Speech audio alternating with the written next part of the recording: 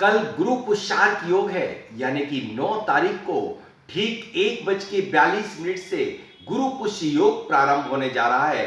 यानी जब नक्षत्र गुरुवार को पड़ता है, पुष्य नक्षत्र, या रविवार को बनता है, तो वह गुरु पुष्य योग या रवि पुष्य योग कहलाता है। यह योग आपको मालामाल करा सकता है, आपको कर्ज से मुक्ति करा सकता है, आपका डूबा हुआ पैसा वापस ला सकता है, आपको धन की बरकत करा सकता है, अष्ट सिद्धि 9 निधियों को प्राप्त करा सकता है। इसमें सिर्फ ये 2 उपाय आपको करना है दोस्तों। आपको सफेद आंकड़े की जड़ को विधि विधान पूर्वक निकाल के, यानी कि आज संध्या काल में जाके आप निमंत्रण दें और कल सुबह जाकर के आप उसको निकाल के आए और उसे जागृत करें।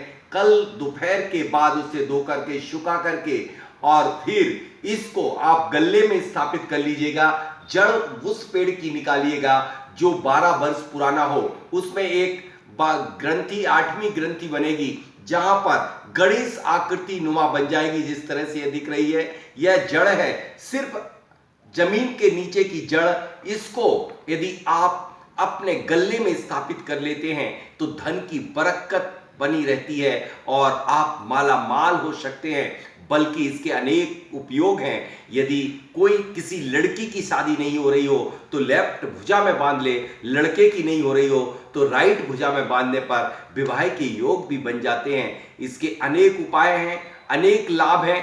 जिनके लिए बहुत सारी दिक्कतें और पीड़ा आ रही हैं, व्यवधान आ रहे हों, वह व्याघ्र पीड़ा भी हो रही हो, उस समय कोई भी व्यक्ति यदि राइट हैंड में पीले कपड़े में बांध लेता है तो वह अपने संकटों से मुक्त हो जाता है।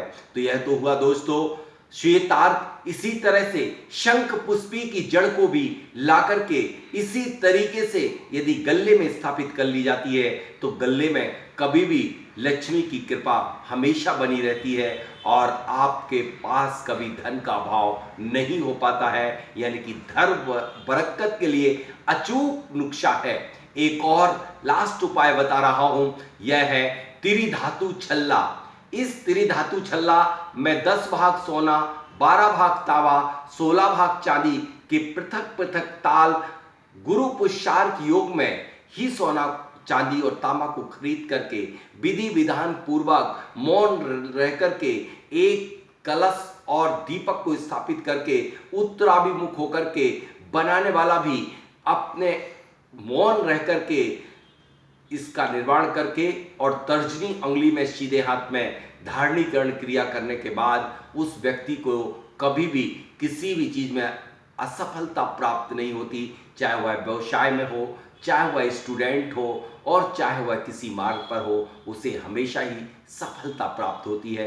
दोस्तों, यह वीडियो यदि आपको अच्छा लगा हो तो निश्चित रूप से सब्सक्राइब करिएगा।